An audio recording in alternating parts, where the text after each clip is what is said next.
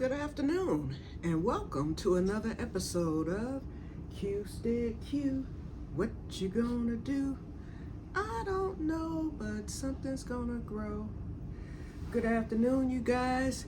Now, I'm gonna warn you in advance. This video will be a little bit longer than what it should be, but in making this video, I had deep thoughts. And I decided that in this video, because this isn't my final, because I had said in the last video that I had more vanilla beans ordered and that would be my final batch. But I have since been blessed since then, so there will be one more batch coming. That's all I will say about that, because I have been asked not to divulge the information. No filming or anything like that once that gift arrives. We'll just put it that way. So I'll leave it at that. And so there will be one more batch coming. That's all set. That's all done. That's it. It's a gift. Okay, now I am making my last batch, and or as far as what I have, the investment that I have put into making vanilla. And I kind of want to talk about the journey, and I'll do that as we go along. But we're going to start out. First of all, let's recap. Let's recap one more time. I know in every video I recap the journey, but this is for those who may watch this years from now and may know nothing about making pure vanilla extract. So I'm repetitive with it, so that if this happens to be the first video they click on and not one of my older ones, which aren't as polished, well, this isn't either, because y'all know I'm just me, okay? So get ready for the quirk. But anyway, but I will try to explain everything to the best of my see, every video I can't talk. First of all, I have MS, so I'm dealing with that right now. I'm no longer on the medication. That's a long story. Let me not get off subject here. Okay, to recap. Okay, my very first vanilla was a vodka vanilla that was a pure nightmare. It was poured out. I wasted all those vanilla beans, and had I known what I know now, that would not have happened. Okay, but that's gone. That was first. The second one was just a basic rum vanilla made with Bacardi, the cheapest that you can find. That vanilla was so good after 6 months, and it went like that because I gave some away. I, shared it with my sister. I shared it with a few other people. Before I knew it, it was gone. And I was like, oops, I'm going down the rabbit hole, as vanilla makers call it. You may have heard that term. And so I said, well, let me get started. And I decided, after watching this one video by the YouTube channel Vanilla Pura, they talked about the different liquors that you can use. They talked about the high end versus the mid-grade, mid-shelf, the low end. They said really don't use the low end. They said you want to start at the mid-shelf, which isn't that expensive. Mid-shelf, you might pay $20 for the bottle or less. It all depends, but it's a better liquor, or as in the vanilla world, they call it spirit. And that's what liquor is called anyway, spirits. And my mother had a lot to say about that, but we won't get into that. But anyway, but that's what it is. That's what it's called.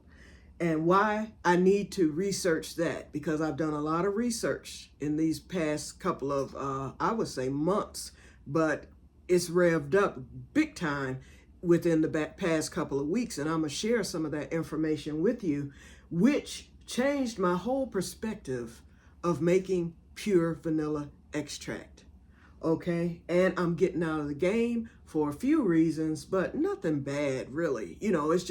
It's time. I have enough, so I don't want to just keep going on and on and on. And I want to have enough to last me the rest of my life, share with my sister. I have a barter buddy that I'll be sharing some with. And then also I wanted to have enough that I felt is to leave my nieces and nephews upon my passing. And I believe I've gotten to that point. Okay, so it's time to stop. At some point, you know, especially money, and the prices are just going up, up, up, and with good reason. In fact, after I did some of my research, I said the price should be higher. Okay? Now, for somebody who's sitting up here paying top dollar to say that, that's my true belief, and I'll explain that later. But anyway, to recap, I decided, okay, that when they mentioned the top tier and they talked about one that was very good, and when I saw it, I believed them. They said to use the Kirk&Sweeney. And so I went out and paid $50 for a bottle of Kirk&Sweeney. Made of vanilla 2 years ago, and this is it. And this is what we will be topping off today. This is a 2-quart bottle, and we're not going to top it today. We're going to make what's needed to fill this bottle, and it's going to set for at least 6 months until the liquor, you know, because in 6 months it's going to be a vanilla. But this is one that you let sit for a minimum of 2 years, but within 6 months, I think it'll be extracted enough for me to mix it and top this off, and then I will let it continue to sit for another 2 years. This is already 2 years old. And when I tell you it's the best stuff I've ever tasted, it's wonderful. And that's what made me go out and spend that money again for another bottle, just so I can get 2 quarts of it. And then I'm gonna explain that for that I used the 23 year. It's been 23 years in a cask, and let me show it to you. It's called the Kirk&Sweeney Grand Reserva rum.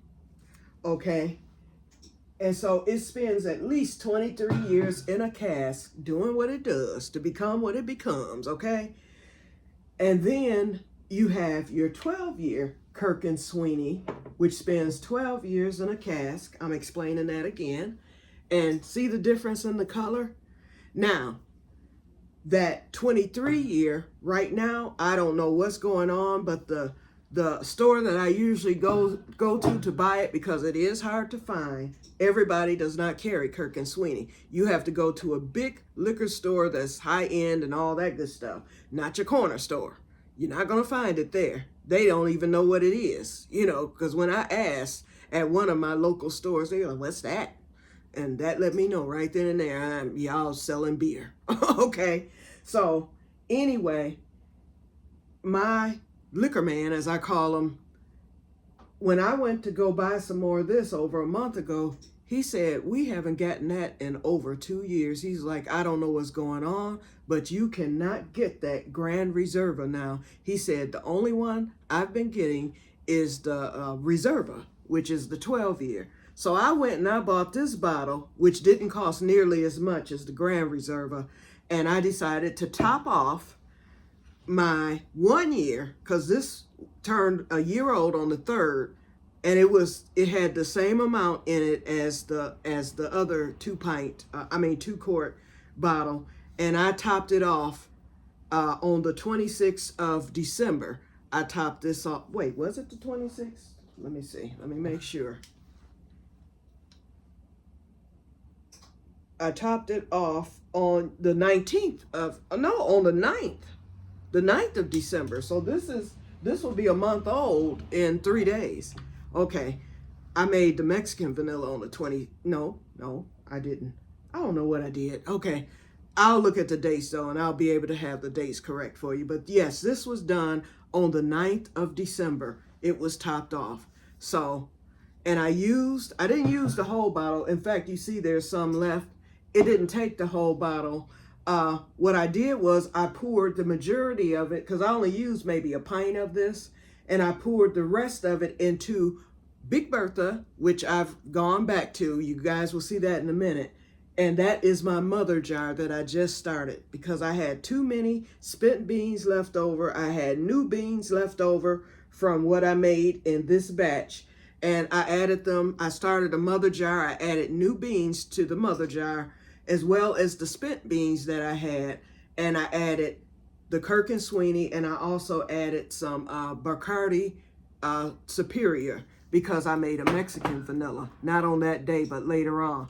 And so I started it out in my big half-gallon mason jar, but then I poured it into a quart jar, and that quart jar was full when I poured it into that, and that's what I was going to use as my mother jar. And then on today, I transferred the vanilla and all the beans back into Big Bertha, as I've named her, the mother jar. And although it wasn't even this full, it was way down. But I know that because, well, it was way down because I've since added more liquor to it. And also I've added a few more beans to it, and I will be adding more beans today, I'm almost certain.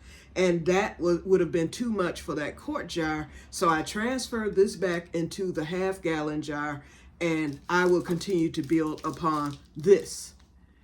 Big Bertha, she's back, y'all. Okay, so that is a mother jar. And a mother jar, to recap that, is when you mix spent beans, new beans, leftover liquors, you just mix everything together. And every mother jar is different because the flavors are different. Some people mix vodkas with rums and, brandies, any liquor that you use to make your vanilla. You have different types of vanilla beans. Some people have complex mother jars. There are some mother jars that are over 100 years old because, remember, it is the liquor that preserves the vanilla beans forevermore. They never go bad unless you allow them to stick out and not be submerged in the alcohol. That will cause your vanilla to go bad. If you decant your vanilla, which is get rid of the vanilla beans and just pour your vanilla once it's through extracting in a jar, it will never go bad. Like honey, it will last forever and ever. And there are some over 100-year-old mother jars out there. I've seen where some people say, oh, I've had my mother jar for over 40 years and it's still going strong. They just keep adding to it. They'll let it set, until it extracts and things like that. And you're always going to get different flavors, but they're good flavors because you're dealing with the liquors that you love the most and vanilla beans. And you can't go wrong with a vanilla bean. It just depends on the flavor profile that you want. So this is my 2-quart batch of the 12-year steeped Sweeney, rum vanilla. And when I tell you it's delicious, oh yeah, before I did any topping of anything, I took some, my sister got some, and then I got some. Oh, I lifted off the top, especially from that 2-year, because it should sit a minimum of 2 years. So this started over on the 9th. So that year that I've gotten out of this is null and void. It was started over on the 9th of December. So that starts the clock ticking again. I can erase that year that I've already spent. Now, don't get me wrong. Although I'm starting over, that year's worth that's in there, believe me, it's helping on the new part that I put in. We did a taste test the other week, my sister and I, and we could just barely taste the liquor in there. It has already melded in with the already extracted and steeped vanilla. And yes, I added more vanilla beans in it. It was originally a double fold. It is now, you could consider it a triple fold. Same with the other Sweeney. This was done as a triple fold because I did a double fold. And double fold means you put twice as many vanilla beans that the FDA standards call for per 8 ounces of liquor. So normally for a single fold, you would put 1 ounce of vanilla beans to every 8 ounces of liquor. That is your recipe. If you follow it, make sure you weigh your beans. Don't guess at it. Don't count. Nothing. Weigh your beans on a scale. Okay, so these beans were weighed. So it was a double fold because instead of 1 ounce per 8 ounces, I used 2 ounces of vanilla beans per 8 ounces. And that's what this is. Well, it's going to become a triple. No. I used 2 ounces and then later I added another ounce of vanilla beans to it. So this is already a triple fold.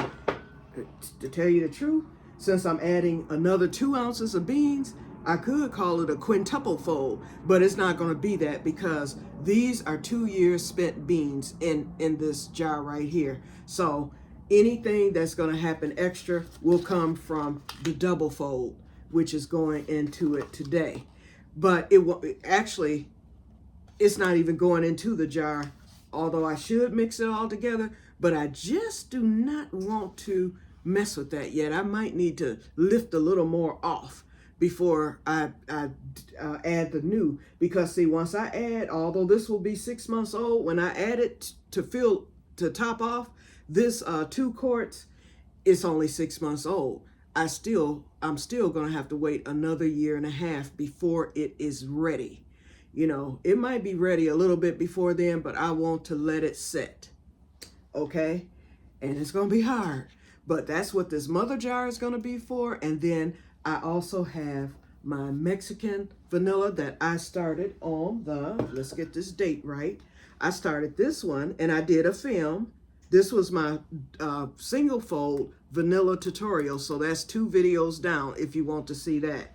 And this was started on the 26th of December, the day after Christmas. This is a single fold, and look how dark it is already. If you go back to that old video and see when I first made it, you can see straight through the liquor in here. And this was made, and now after doing my research about vanilla and the beans and how they're, you know, processed and everything, I wish I had used a more expensive liquor for this, but I went with what was advised by Vanilla Pure, and I trust them with my whole heart. They said that Bacardi Superior would be a good liquor to use with Mexican vanilla beans, and that is more of a mid-shelf. So I didn't go to the bottom of the barrel with this, but I wish I had gone top tier for this pint, but that's okay. And I'm gonna be using this as soon as it's ready. It already smells like pure vanilla. You cannot even detect the liquor in it. But because Bacardi is a clear rum and it's sweeter and all of that, you're not going to get that strong liquor scent or aroma. And Mexican vanilla beans, oh, they're the top of the line, you guys. And those things, they are shining through already, and it hasn't even been a good 2 weeks yet. But here it is. You can look at it and tell this is going to be some good stuff. I just wish I had used some Kirk and Sweeney or something for that. But all is not lost because I have 5 Mexican vanilla beans left over. And so on today, we're going to be making, and I've already made the tag up, Bumbu, a pint of Bumbu vanilla, and this is mid-shelf. This bottle, this pint bottle, cost me $21. I could have gotten a quart for $34, and I decided, nope, don't need a quart. Just gonna do a pint because I want to see what this Bumbu tastes like. And I thought I was doing something until I found out about another Barbados-based rum that's a lot better than Bumbu and Kirk and Sweeney, okay? And I'm looking forward to that. Let me shut up before I get to talking. And of course, we're going to be making our double fold of the Kirk and Sweeney Grand Reserva. Oh, and I did not tell you how I ended up finding this because my liquor man said you cannot find it. And you can't because I searched high and low, hither and yon. Okay? Yon, not yarn, yon. But how I found it, we have a store here, and I went online. I was like, well, maybe I can find it online somewhere. I didn't see any distributor, things online, but then Total Wine and More popped up. I'm like, well, why is it popping up for Total Wine and More? Because, that's our little local place. So it said that they had it in Novi, Michigan, which is too far for me to be driving. And then it said they had it in Rochester, Michigan. They had 1 bottle there. I was like, oh, okay. So I ordered it right then and there and set it up for delivery for the next day. And it came, and I actually paid less for that bottle than what I did for the original bottle, which is this right here. This is, and I save all my little Kirk and Sweeney bottles, so this is the original bottle. Now, what I did was I did some research. I said, I wonder how old that is, because if this is not coming into the United States right now, that must be an old bottle. I looked at the batch number, which is located, you know, you've got your tag and everything. It tells you how it got here by ship, the U.S. Coast Guard. And it has a number. Each one of these are numbered, and that's what tells you the year and all that stuff. And then you have your batch number on the back of it. Well, this was purchased 2 years ago in February of 2024. 2 years ago. Well, it hasn't been quite 2 years, but just about, you may as well say 2 years. Okay, so that's when this one was purchased, and you got your batch number there. Well, I looked at the batch number here, and this batch number is thousands lower than this batch number. So I know that this went to the shelf in the store that I normally purchase my Kirk and Sweeney. It went in on that shelf, I don't know how many months before this bottle actually sold. This went on the shelf at Total Wine and More, and I know that store has been open since I believe the late 90s or the mid 90s, possibly the early 90s. I don't know how long this sat on the shelf at Total Wine and More, but I know that it surpasses this 2 years. In fact, by looking at the numbers and comparing the numbers compared to the batch number on this is at least, and I might be pushing it by saying it, this is at least 4 years older than that one. I'm thinking it may be even more. This could be 10 to 20 years older. I really don't know. But what I do know is that when I purchased this, and I wish I had left some in here, but I gave it to my sister, and then she returned the bottle. This was a lot lighter. It was more the gold color of that Kirk and Sweeney, just maybe a tint darker than it, you know, because this is 11 years older than what your 12-year would be. This is darn near black, y'all. So I know this sat for some years, so it's aged, okay? So it may have aged in a cask for 23 years, but this may be closer to a 30-year bottle, if not more. And we're going to find out because I'm going to be tasting it. As you all know, those of you who have watched my vanilla videos know that I always taste the liquor. I will repeat, I am not a drinker, and I'm glad that I'm not, but I must taste, you know, because vanilla is made from liquor. Pure vanilla, that is. Now, let me explain something.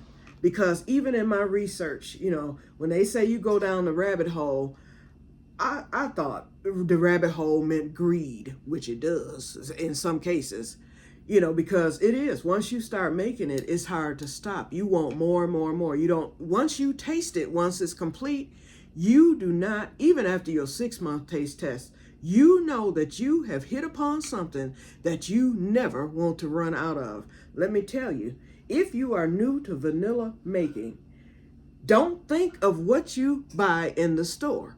It's nothing. This is nothing compared to imitation or even a store-bought that says pure vanilla, unless it's a top tier from Mexico somewhere or from the Caribbean somewhere. You're still getting something artificial in that bottle, okay? And this is what I learned. Vanilla itself, we're going to talk about a vanilla bean.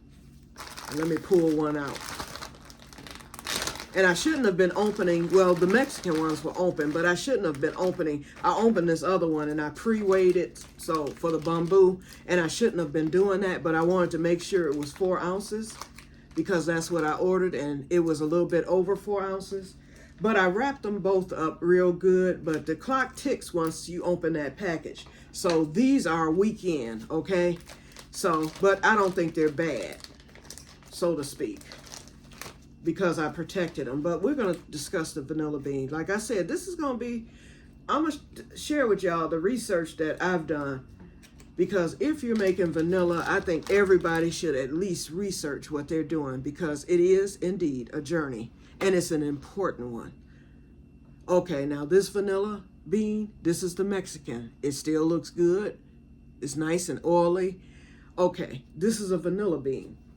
And, okay, a vanilla bean first of all, I'm gonna suggest you just pull up vanilla documentary, and all these documentaries will come up that show you how a vanilla bean is grown and produced over in the countries that they are produced in, which must be tropical, tropical year round, that is.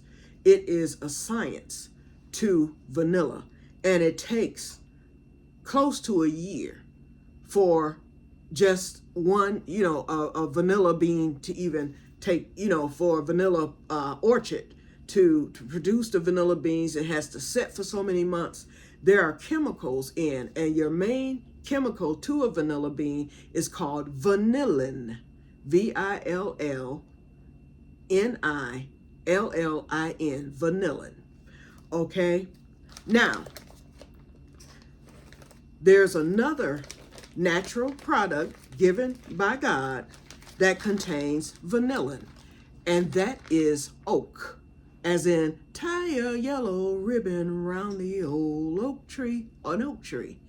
So the wood from an oak tree contains vanillin, and so when they make artificial vanilla, or even what they call pure vanilla extract in a company here in the United States where they produce it, they use that oak, and then they put other chemicals and additives in it to turn it into the liquid that it becomes. And yes, store-bought vanilla, well, before you taste the real deal, tastes pretty good. It flavors your food. The vanillin is there, and that's what gives the vanilla its aroma, taste and all that. So if you're buying store-bought, you're paying a lot for that, just for the darn oak wood. But think about it, y'all. Do you really want wood from oak? And that can be used, barbecuing and stuff. We use woods for that. So wood has its place, okay? Don't get me wrong. Wood has its place. But would you rather prefer wood, vanillin from wood, as opposed to 100 times more vanillin that comes in the vanilla bean? And then there's other compounds in it. And so it is the alcohol in the spirits, which are derived naturally. Most of your high end, we'll talk about the top tier. Now, your lower tier may have additives. It may have some artificial flavoring, that type of thing. Okay, that's not natural. But when you start with the top tiers, you are getting pure natural. And then your alcohol comes from that. You hear about people who make homemade wine and moonshine and things like that. They're not pouring alcohol from the store in it, or, isopropyl alcohol, that type of thing, which will kill you. As a matter of fact, what they're doing is they mix that yeast. Some people use cornmeal, some fruit. People use different ingredients to make their homemade liquor. Hooch, think of hooch in the prisons. What they call it, what's it called? Pruno, hooch, and all that, moonshine, all these different names. It's liquor, y'all. And they make it out of the fruit and whatever ingredients they add to that fruit, and then they allow the fermentation, and usually it's stored in barrels, which will explode if you do not let the barrels get some air and things like that. It has to be vented. Now, I've never made it.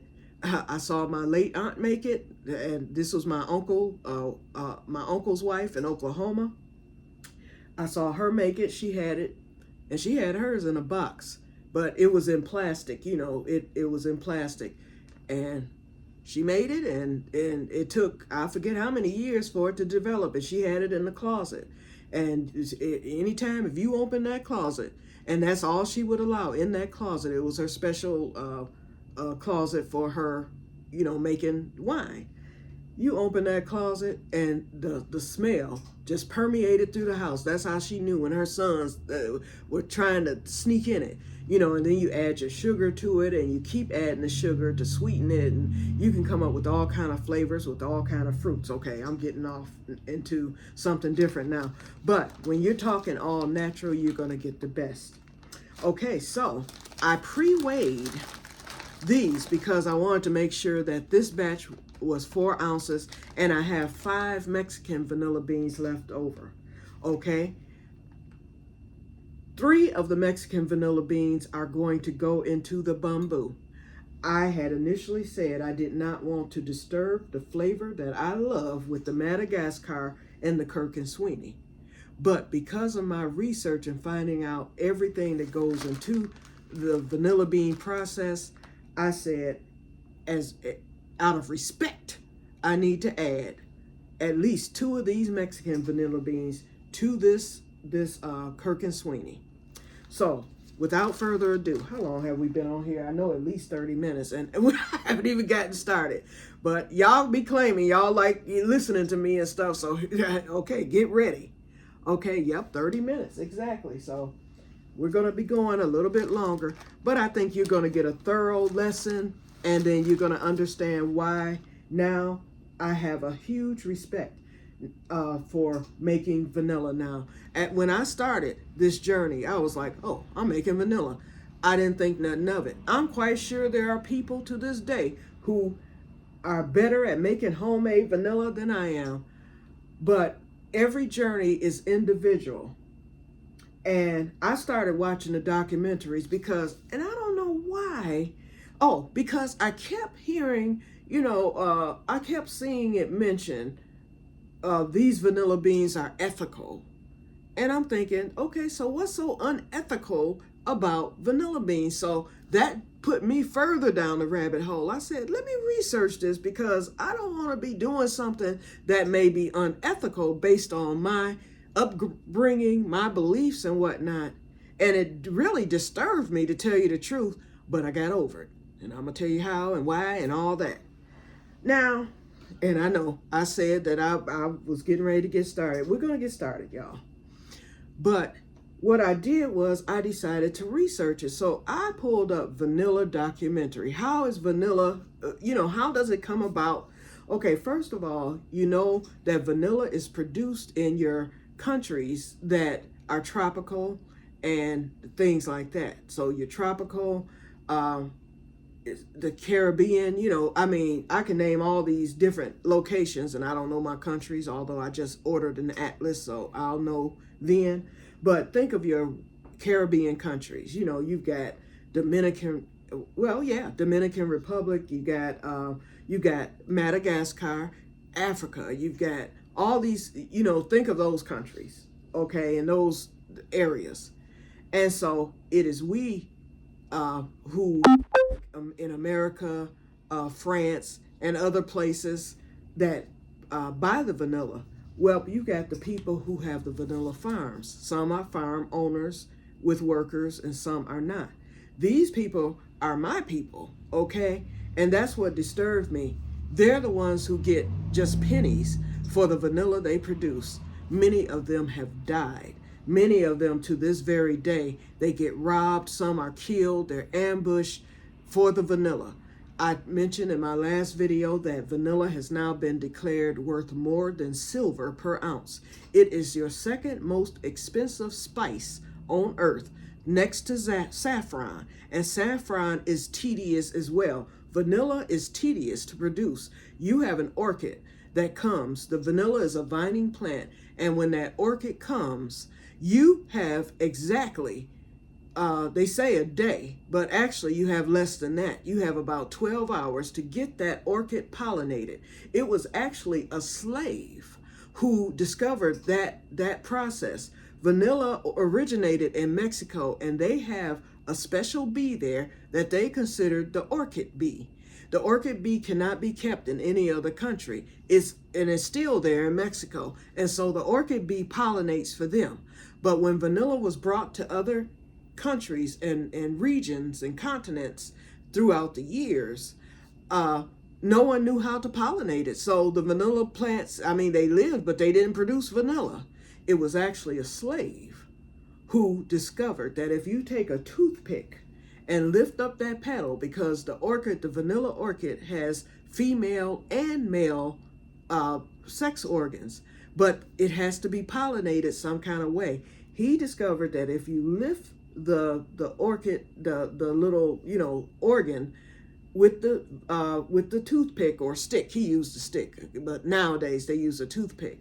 And then you take the pollen from the male part of it and pollinate the female. And you still don't know if you were successful, but for the most part they are, because we have vanilla, right?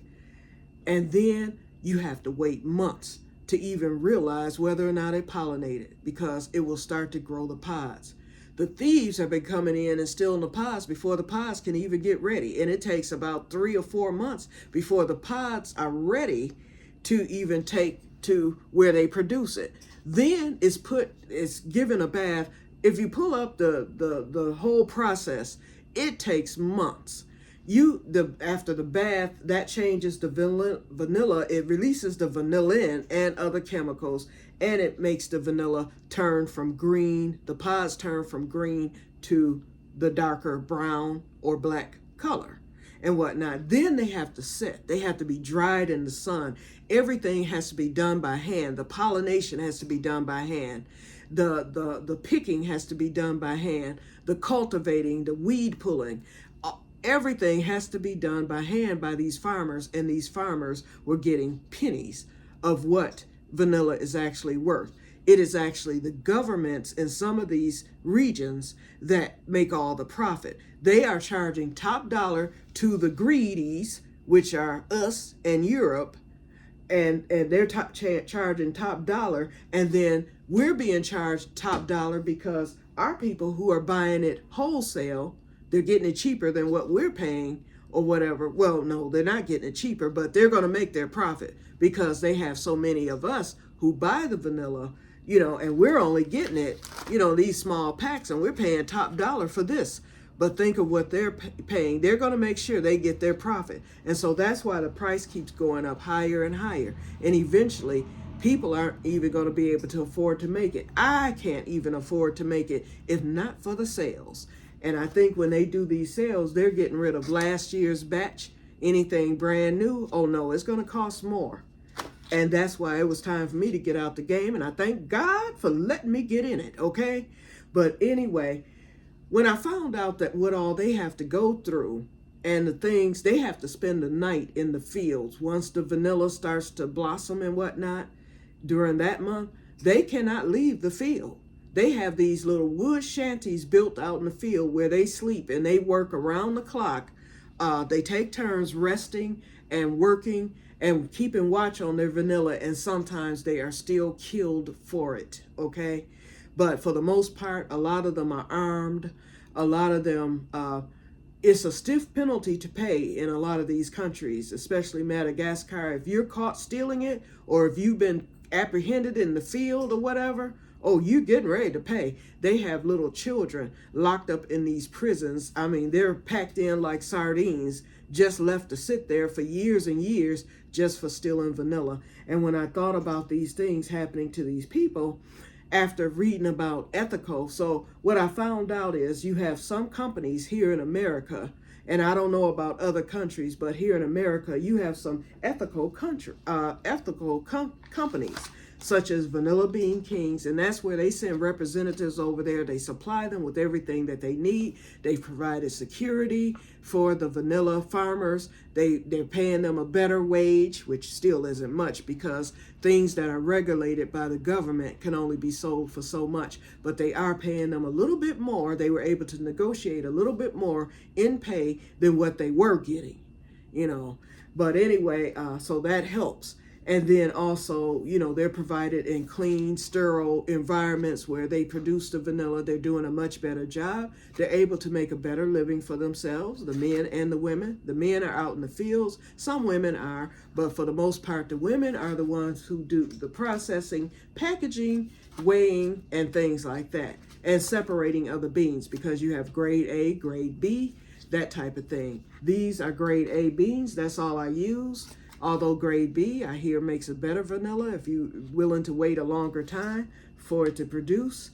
But the point is, you have your best of the best and all that. So all that is done. So with me learning that information and about the ethical and whatnot, at least God let me know that at least I've always ordered from Vanilla Bean Kings. I haven't strayed from that except one time. I just ordered some offline, and that was a nightmare. That was one time. But Other than that, Vanilla Bean Kings, they're ethical. Then there's another, Vanilla Pura. I understand that they're ethical. They get theirs from the Veracruz region. And I think that's the reason why they're called, no, I don't think that's why they're called Vanilla Pura. I really don't. But they get it from the Veracruz region. Ours come from Madagascar, I believe. And then they have some from other regions as well. And they list that on their site if you go to Vanilla Bean Kings. And Vanilla Pure, I mean, they have a plethora of information on their sites too. And they tell about how, you know, they get their beans and how they're made and produced and all that. Okay, and then there's one called the Slow Group. I don't know much about them, but I keep hearing about them and hearing that their vanilla beans are good, and they always taunt. What's the word I'm using? They always tell about how ethical they are and whatnot. And I saw a Slow Group documentary also. So they have Slow Group workers over there working right alongside the vanilla people, you know, from the other regions and whatnot. And they're the supervisors, of course, but they're working with them. They all have on their shirts, and they make a decent wage, that type of thing. Very, very nice. So I felt better with that. So I said, okay, at least I can finish the journey. But still, I said, it kind of disturbed me to find out that all this was going on when I'm thinking I'm just making some vanilla from somebody out there, you know, selling beans. No, it's more to it than that. So I would advise anyone to watch vanilla documentaries and study it before, during, and after your journey. It's a lot to learn. And so, like I said, it disturbed me, but then God let me know, you're okay. You know, I may not have done it had I known this information before I started the journey. But I'm okay with it. I don't feel guilty about it. I don't feel bad about it. But because I know this information now, it's time to stop. Because I don't want to get to a point, although I'm down the rabbit hole and all that, I think I've been greedy enough, and I think I have enough. So I don't want to make more. I don't want to make it to sell. I don't want to, you know, do anything like that. I don't want to make it into a business. I have also learned that there are actually vanilla auctions. I did not know this information. Found out that you can go to a culinary, they have culinary auctions, and people pay top dollar to just regular people like you and I who may have vanilla that's been sitting for, let's say, 10, 20 years or whatever, because they know it's the best of the best, as long as it's FDA, and I guess they have their testers, and, you know, because you got the scientific guys in there with their thing measuring, you know, it's a science to this whole process. Even over there in the countries, they got the science people in a lab testing things. That's just like even with my metaverse thing. I uploaded this app. It's an educational app called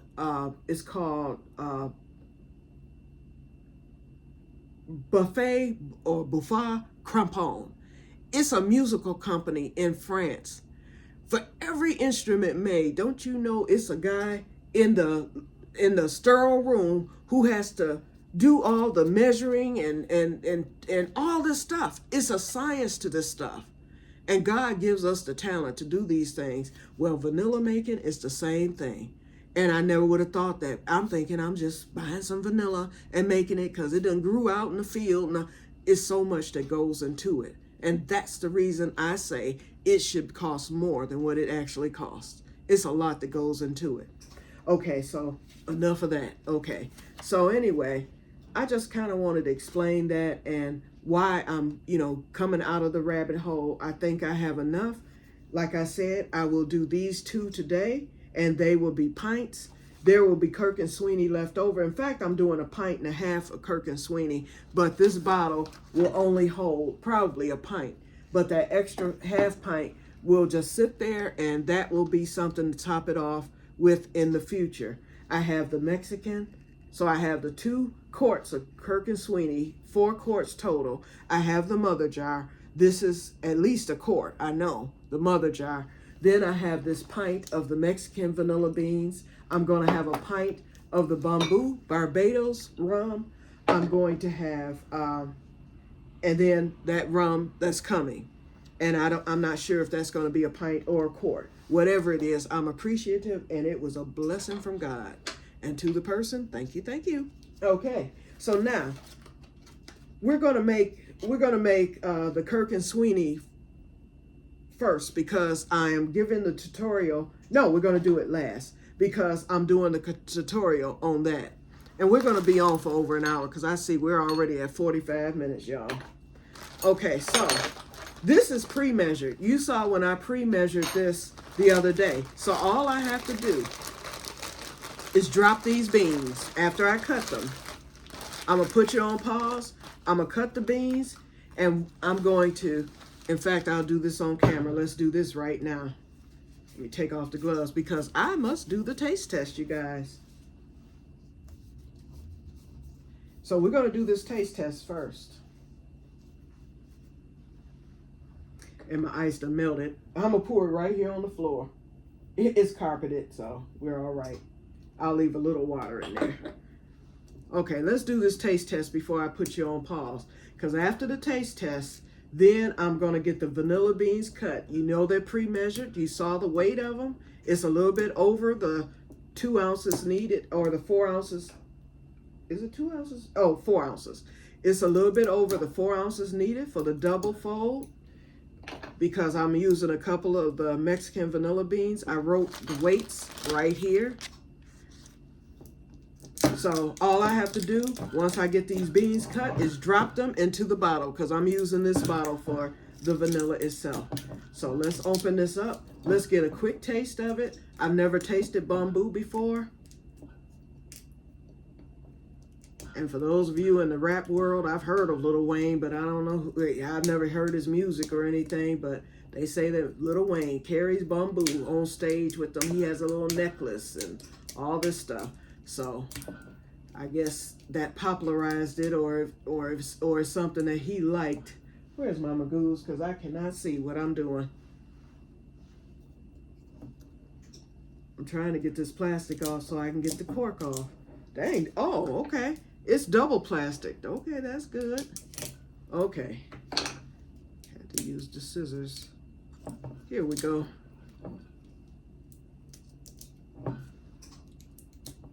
Boy, when you got clodhopper hands like me, trying to fool with something this small. Okay, it's coming off. And we're gonna name this particular vanilla. I'm gonna give it a name. Where's my garbage? We're gonna name it the Ashley because it's my niece's birthday today. So say happy birthday to Ashley. Okay, let's pop this cork. Oh, it didn't even make a sound. My God. Okay. This smells real fruity, you guys. Oh my goodness, the smell is just wonderful. Okay, we're going to pour just a sip. That's all I'm tasting. Oh, and I'm using my grandmother's glass. It looks like a lot, but it's not. You saw how I poured it. It's because of all the ice in there. My late grandmother, which was my mother's mother, these were her glasses, and they are from 1926. I have a whole set up there. And then my sister has a set of these same glasses in the color pink. And since pink is my sister's favorite color and green is my favorite color, hey, it worked out. Although I'm going to have to give her a couple of green ones because of the AKA thing. You know, she'll have a pink and green matching glass or whatever. But anyway, these were my grandmother's, and they are from 1926. And in honor not only of her, but in honor of the fact these glasses are now considered an antique. They are 100 years old now because this is the year 2026. And that's the reason why I brought this glass down, washed it up real good, and we will be using it for our taste test today. Now let's give this the nose, as they call it. I've already smelled it from the bottle. It smells real fruity, and it smells like fruit and caramel. It's a distinct smell, but it's a very good smell. Boy, now I wish I had bought the quart for this vanilla. Oh, I bet this is going to make a good vanilla. Okay, let's try it out. I wanted to let it sit for just a minute here. It's been a minute because I've been just running my mouth. Let's try it out. One more smell. I like this smell. I'm trying to figure out, what is it? It almost smells floral. It has a caramel smell. You can smell the molasses, of course, you know, because that's what rum is made out of. You can smell the sugar. It smells sweet. You can smell caramel. It's like all these different smells together. And it's a good smell, though. It smells like summertime or something. It smells tropical. It's just a good smell. Let me know if you've tasted bamboo before. Okay, let's see what it tastes like.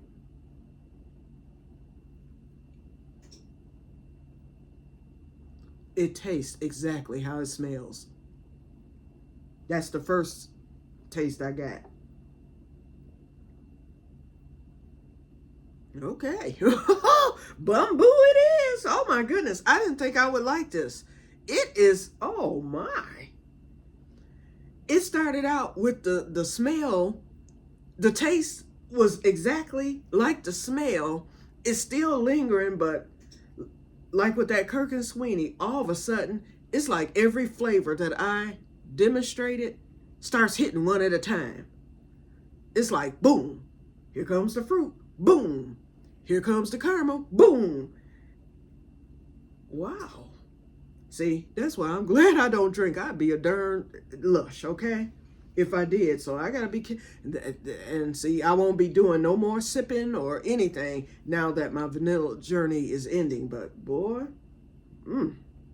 this, yeah, I like it better than as far as taste. Because remember, I've told y'all with every one, I didn't really like how it tasted, but I knew it would make a good vanilla. This, I actually like how it tastes, and I know it's going to make a good vanilla because of how this tastes. My goodness. And the vanilla's not going to taste like this. No, not at all. Because once it extracts, it's going to taste like vanilla. But when you pair it, you know, when it's paired, the flavors, the natural flavors of the liquor comes through, but the alcohol it doesn't. You know, that's the beauty of making vanilla. I hope I'm explaining that correctly, because it's not like when you get your vanilla, you're consuming liquor or anything like that. Yes, there's alcohol in it to preserve it, but you're not going to taste it, nor all you're going to taste is the flavor of the vanilla, which will be pronounced and strong, y'all know. And then you're going to taste the undertones of what's natural in your top end. Now, with your lower end liquors, you taste just the vanilla. The chemicals and whatever they put in it, additives, that goes away. But for your top end, your top shelf mid-grade liquors that have natural flavors, you're going to still taste those natural flavors minus the alcohol. So think of a virgin drink. And then your vanilla is what's going to be more pronounced. And when you pair vanilla and its flavor with, you know, other flavors that are natural, it's always a good pair. But people have their preference as to what flavors they like. This bamboo is bambooing, okay? And it doesn't burn. It's just real smooth. That's what'll get you. Shoot. And it's steadily rising because the ice is melting. I don't want to drink this much of it. Okay, this is what I'm gonna do.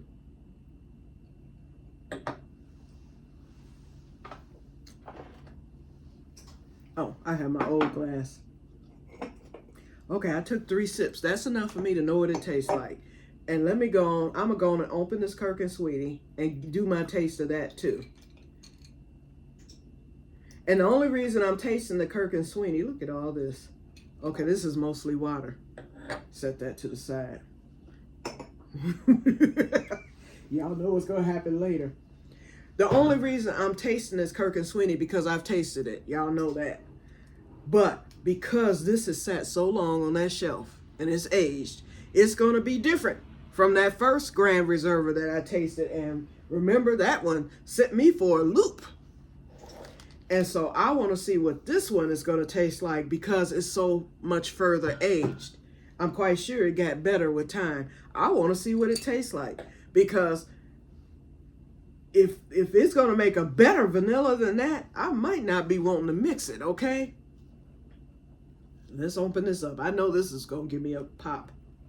Come on. Come on, cork.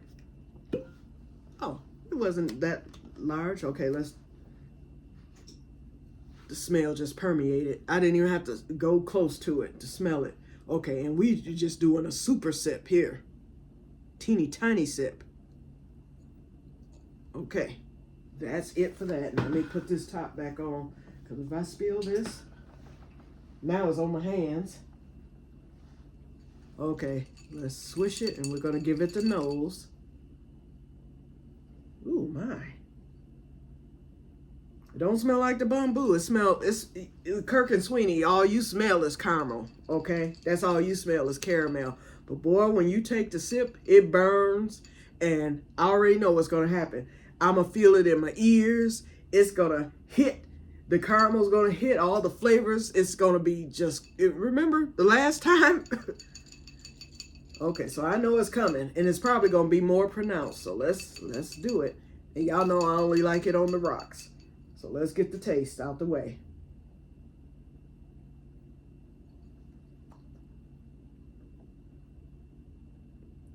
It's doing it, y'all. It's happening.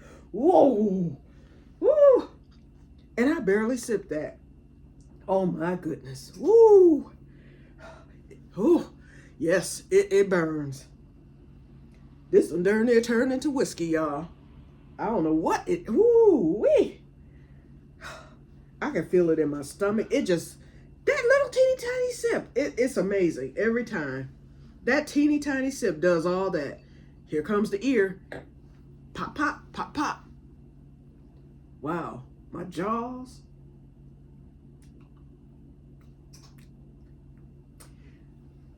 This, I should have washed my palate, because I'm wondering if I'm still tasting some of the bamboo, which is good. This has a fig undertone to it.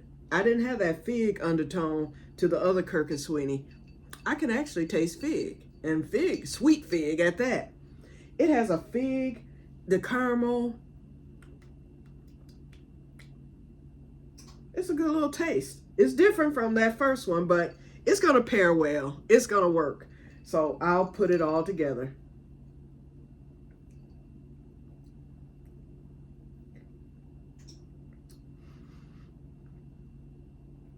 Okay. And it's amazing. 2 little sips, and probably because I'm not a drinker, it's like my whole body is warm and relaxed and all this stuff. Okay, let me put this to the side. One more.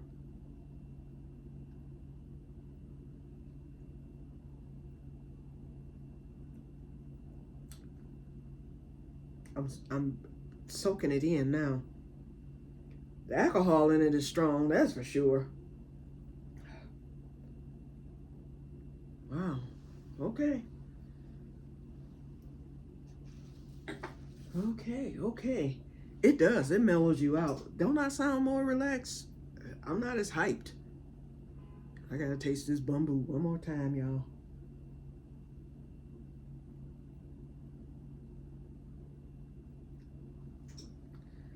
Okay. That was just to knock the burn out of the other one. Okay. I'm gonna put you on pause, and I'm gonna get the vanilla beans cut up. And when I return, I will be placing the vanilla beans into the bamboo. Shall return. To prove to y'all that liquor affects you with just a few sips, I sat here and opened up the new vanilla bean pack. I didn't mean to do that until it was time. Okay, just to show y'all that. Okay, be right back. Real quick, look at that vanilla bean, y'all. These are from the Vanilla Bean Kings. Look at that oil on the vanilla bean. This is gonna be some good stuff. I'm gonna show y'all something, y'all. Okay, so this is from one bean. I decided to grab the caviar. We're gonna put it inside of this bamboo real quick, and I want y'all to watch it. Let's push it down. Look how it's falling slowly.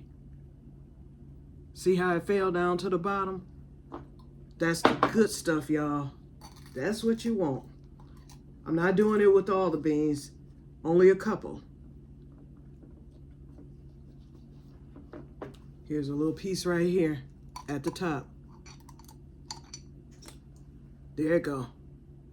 I don't know if you saw it fall down. And when it falls slow like that, okay, I'm almost done. Be back in a minute. Okay, y'all, I am done.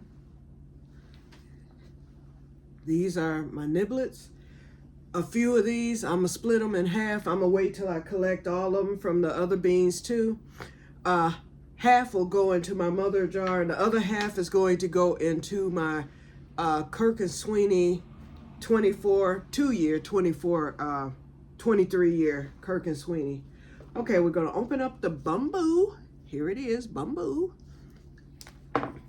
And these beans were already pre-weighed, so all I have to do is drop them in. Now I cut them in half.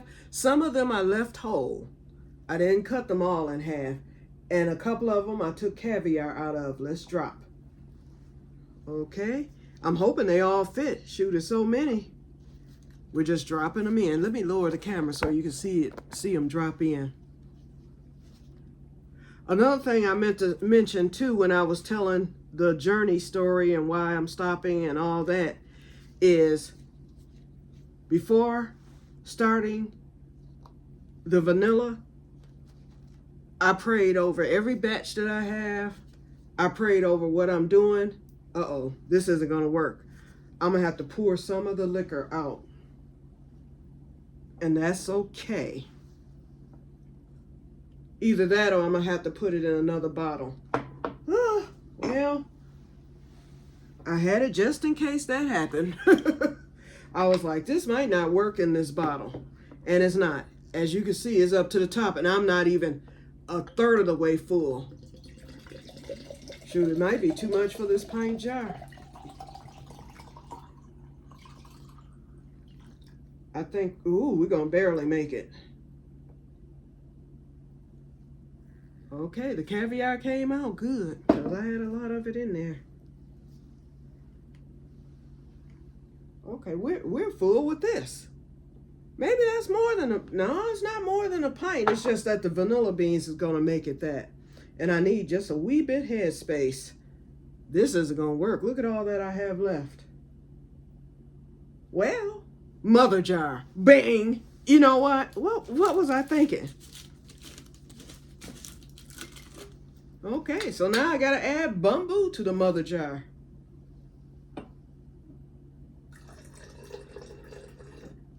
Okay, we'll start it there. I'm quite sure some more is going to go in there. Ooh, it smells good. Oh my God. Ooh, this bamboo smells so good. And that mother jar, oh man, that thing ain't finna be turned out. Okay, let's get these beans in here. Ooh. You know what?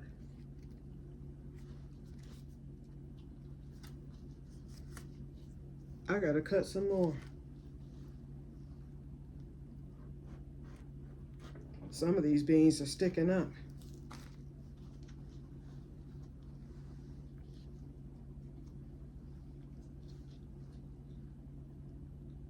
I hate sticking. Where's my stick? Because I brought it for this reason alone. Okay, there we go. Okay, they're not too high. It's just that they need to be pushed down. There we go.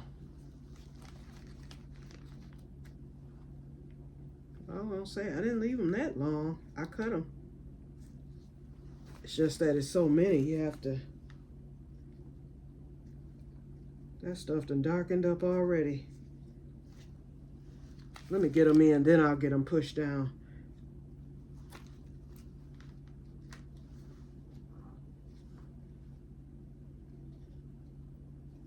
Okay. Oh yeah. Yeah, there's plenty of room. Oh, we just have two here that needs to be cut a little more, 3 actually. Rest of them are in there real well. I'm not even worried. Let's get this one and this one. Okay.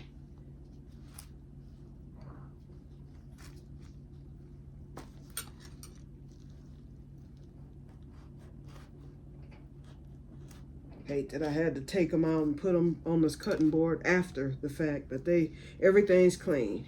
Believe me, I get it as sterile as possible, so we're okay.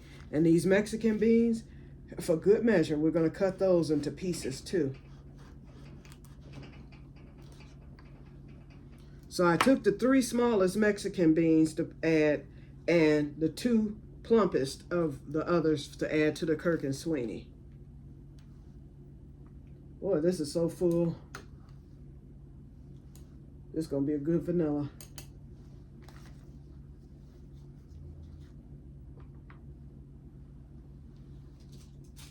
We're going to put the wax paper on this.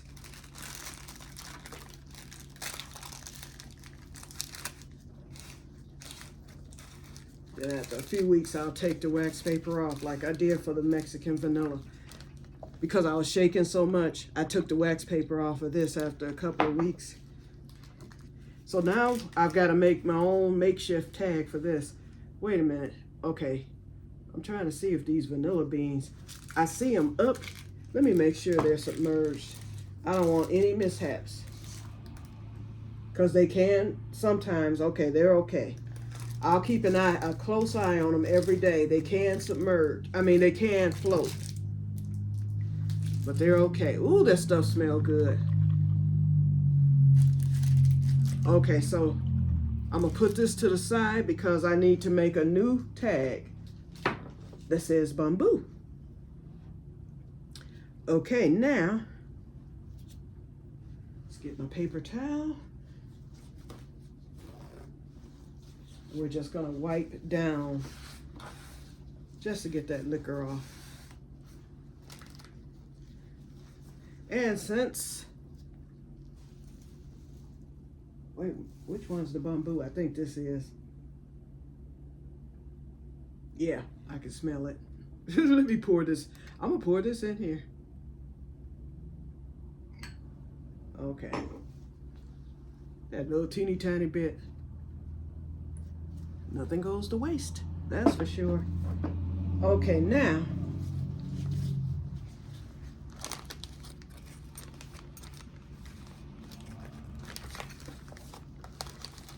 Throw these in the garbage.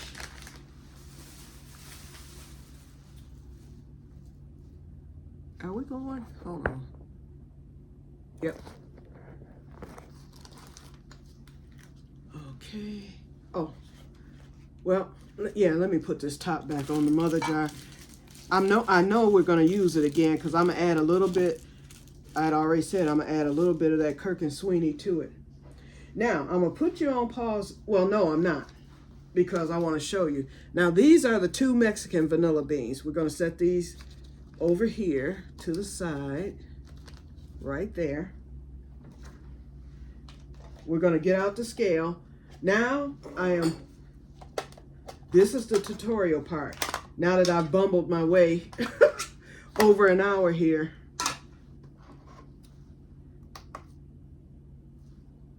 But for those of you who like long videos, here it is. Okay. Where's my goos? Here they are. Okay, we are set on ounce. And I just weigh. I trust Vanilla Bean Kings with my life, but I'm still gonna just weigh them. That thing zeroes out so quickly. Okay. And I'm just setting them on there. I'm not counting or anything. When I get the 4 ounces, I'll let you know. And then I'll weigh the extras. We're already over an ounce. We're just about at 2 ounces. This should get us to about 3. Yep, we're at 2.5.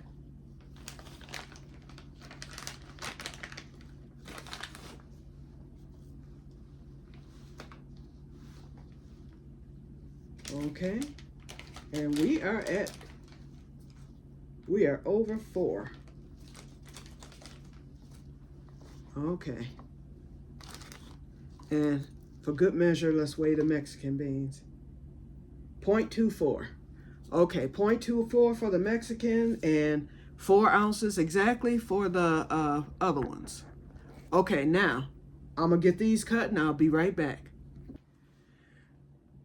Something I just thought of, you guys.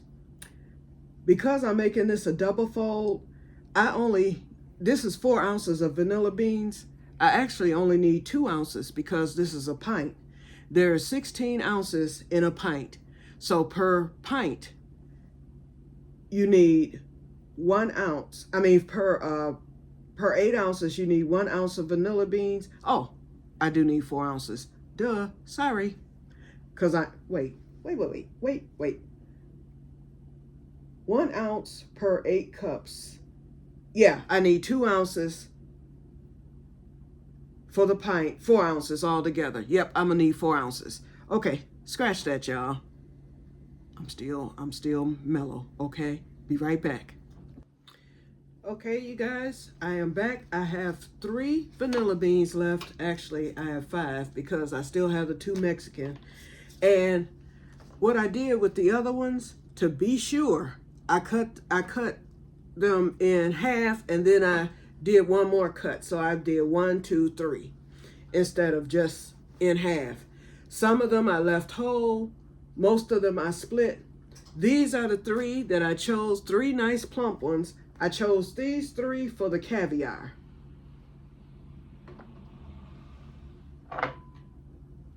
This tag right here, as you can see, I'm not going to stick this to the bottle.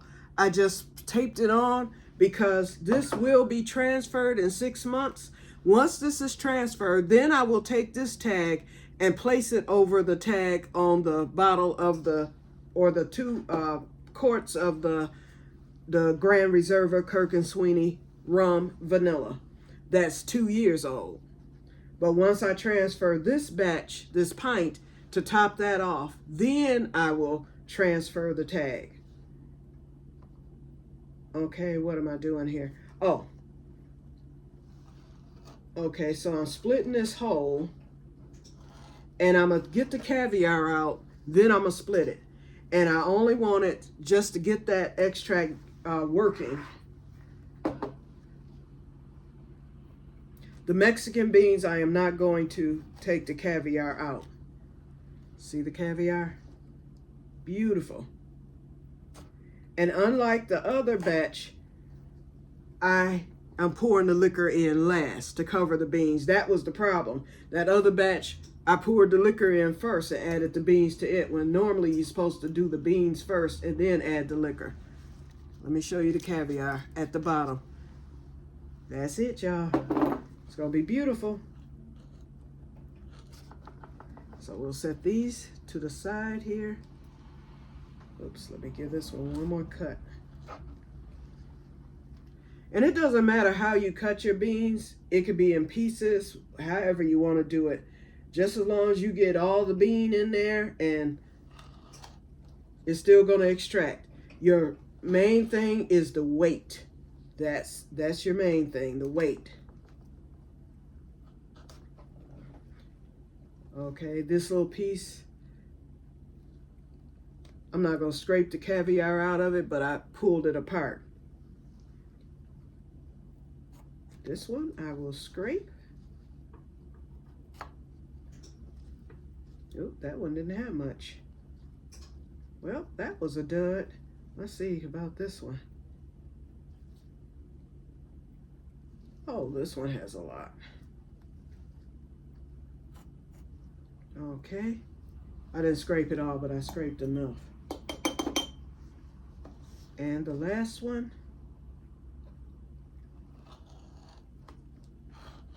Let's get it pulled apart.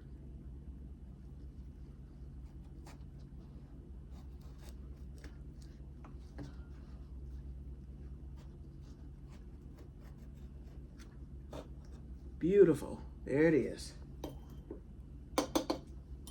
Now, as you know, you saw where I weighed the beans, and these weren't over. They were just approximately 4 ounces, which is what I ordered. So that's all that's needed.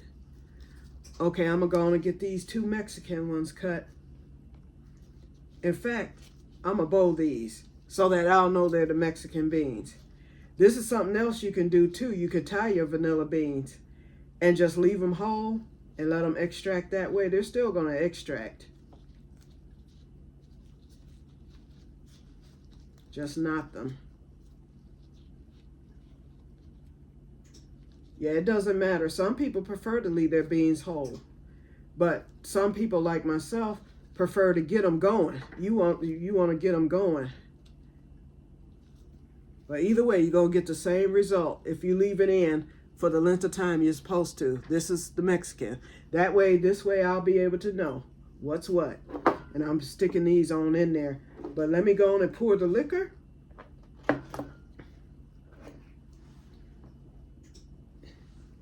And I want to see exactly how much, because I know it's not going to be a pint because of the vanilla beans that are going to be in there. But I'm going to pour a pint. And of course, I'm using, this is supposed to be put away now, but every Christmas I pull out my late mother's, my late mother's measuring cup. I only use it during the Christmas season. Okay, let's pour this. Okay, I think we got a pint here. Let's see. There's my magoos. Nope, it's 1 cup. Here's 1 pint. Okay, we're at 1 pint. And there's 1 pint left in the bottle. Like I said, I may later make another vanilla. Okay, yeah, I'm putting the vanilla. I mentioned I was putting the liquor in first. No, I'm putting the vanilla beans in first.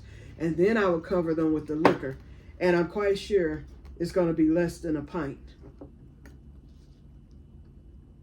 Because there's so many here. Oops. I just dropped. Oh, Lord, now I got to wash a vanilla bean. And won't nothing go to waste. Be right back. I just dropped one. Okay. That was quick. I actually, some of this Kirk and Sweeney that was left, I actually washed it with that. I just poured it over the bean to wash it. They say if you ever have to wash a vanilla bean, it's best to use the liquor to wash it with. So that's what I did. I just poured it over it. It wasn't dirty. It's just that it hit the floor. So I know it's disinfected now. Okay. Where's my thing? I keep using my finger.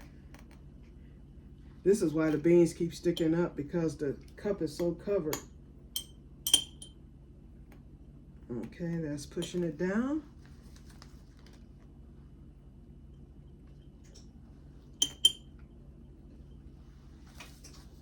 And this is a double fold. Now I'm gonna give y'all a test. Just say it in your mind or out loud to yourself. For a single fold, how many ounces of vanilla beans to every 8 ounces of vanilla?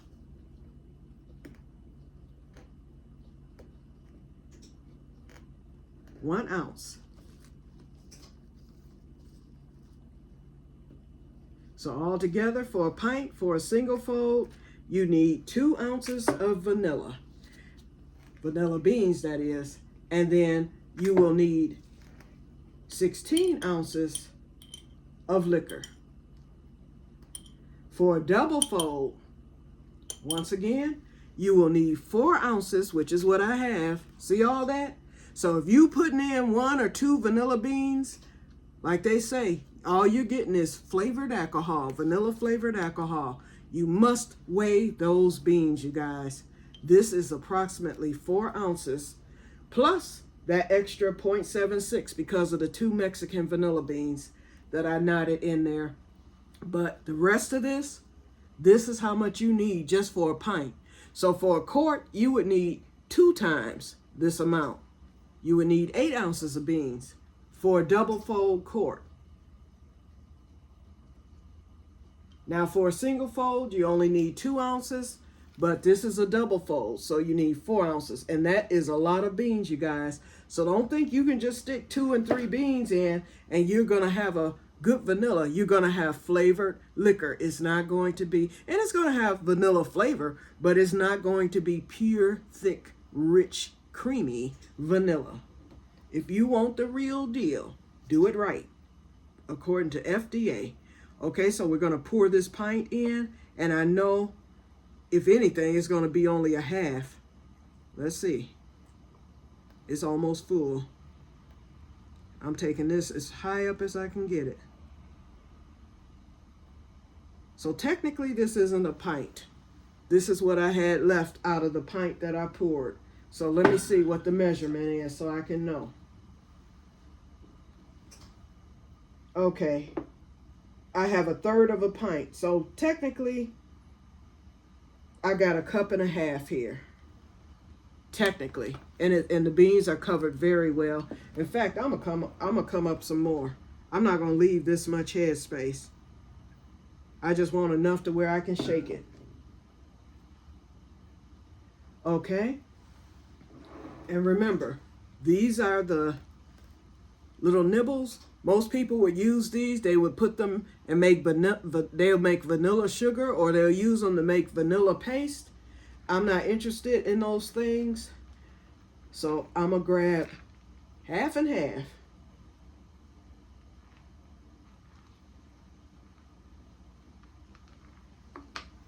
This is the first half. These are going to go into,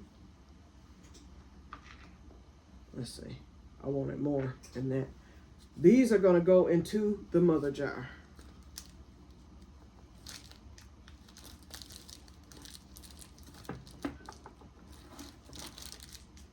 And you know what? I got to redo this because I need both hands to open the Big Bertha here. Okay, so we're just going to grab a handful here.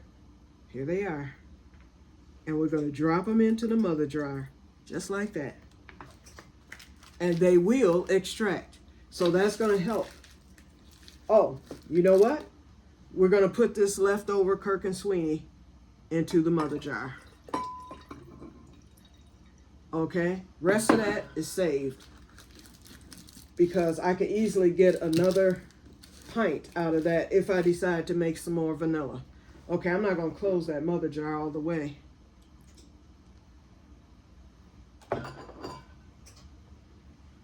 Ooh, it's raining hard out there.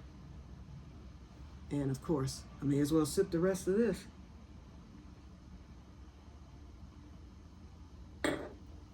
That was fine because of the simple fact the ice had melted, so it had gotten smooth and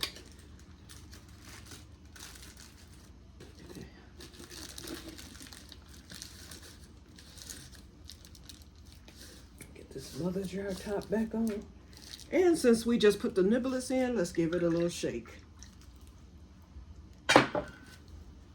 Now, this is the 2-year. And we're going to drop the rest of the niblets in this for good measure.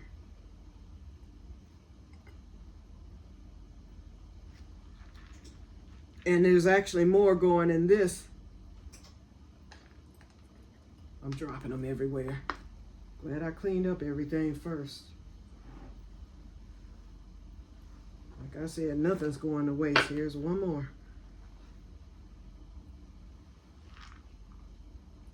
I didn't think to use my small funnel.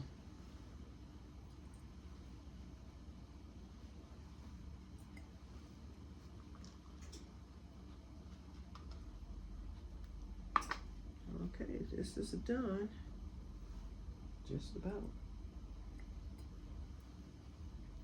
Yeah, these, the ends will extract very well. I would say this is enough ends to equivalent at least one vanilla bean.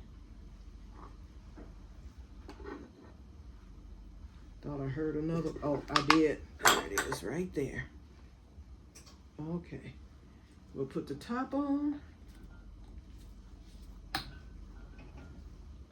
And we'll shake. Give it a little turn. This one, just like the other one, I had the wax paper ready just in case. Since this is new, like I said, the wax paper will come off in a couple of weeks after I've shaken it and it gets murky. It'll come off just like I took it off of the Mexican beans. So Mexican, I have to make my tag up for the bamboo, which I will do as soon as I'm off camera. Oops, I'm seeing a bean. Let's see. Let's see if it's floated up. Not really. I'm not trusting this. So off camera, I'm gonna go back into that bamboo and I'm gonna take some of those beans off and out and chop them down a little bit further, because I don't even like them, although they're submerged, I don't even like them being as high as they are. I want them fully submerged. Now for the Kirk and Sweeney, see how dark that is? This new one is actually darker than the old one already. So you know this is gonna be some good stuff because it's very aged. So, I mean, you can barely see through it at the top, but those beans are good and submerged. I can see that. We're gonna give it a shake. And we are done, you guys. This will conclude, or yeah, it will conclude my vanilla making journey here on YouTube. And like I said, I will be making one more, but that will be off camera. But you will see it later when it's time for the taste test. I will be taste testing all the vanillas, and at that time, I will reveal what the brand is of the one that I'll be making early next week. I will let you know what it is later. So stay tuned for that. Okay, so here it is, you guys. And the nice part, Kirk and Sweeney left. Sherry's not getting this. In fact, she didn't even take her other one that I gave her the other day. She forgot it. She forgot that, and it was something else she forgot too. So, so if she don't come get it, then it's going right into the mother jar. But just a little bit I poured in, brought it up a little bit more. Yep. So I need to. In fact, let me set it right here so I don't forget to write on there that I put some Kirk and Sweeney 23 year in there too. That mother jar, wait, with all them high-end vanillas, high-end liquors in there, it's going to be a force to be reckoned with. It's going to be just as good as some of them other ones. Okay? Especially with that bamboo in there. Woo! Alrighty. So that's it, you guys. How long have I been on here? I think I broke a record today. 1 hour and 30 minutes. Okay, so I didn't break a record, but I came close. So, in the scheme of things, I said we're going to be on a while. That's really not as bad as I thought it was going to be, because I thought we were going to be on here like 2 or 3 hours. Okay, it's done. I hope this wasn't as scattered brain as my other ones are with the vanilla making, but this is it, the end of the journey. So I think I've got enough to last a lifetime. 3 pints of the good stuff, 4 pints of the 4 pints of the Kirk and Sweeney, and we've got a half gallon thus far, or half of a half gallon. We got a quart thus far of the mixed, the mother jar. Okay, so everything here needs to be washed and cleaned. All right, so that's it, you guys. I will talk to you guys later, and may God bless you all. Have a wonderful, wonderful week. Bye-bye. See you in the next one. Next up, seeds. We're going to be talking seeds, so y'all going to get sick of me with that too, because I'm getting ready to start my orders tonight. And so as those begin to come in, y'all know the song, See the Seeds will be coming up. You're going to be hearing that. Okay, so talk to you later. Bye-bye.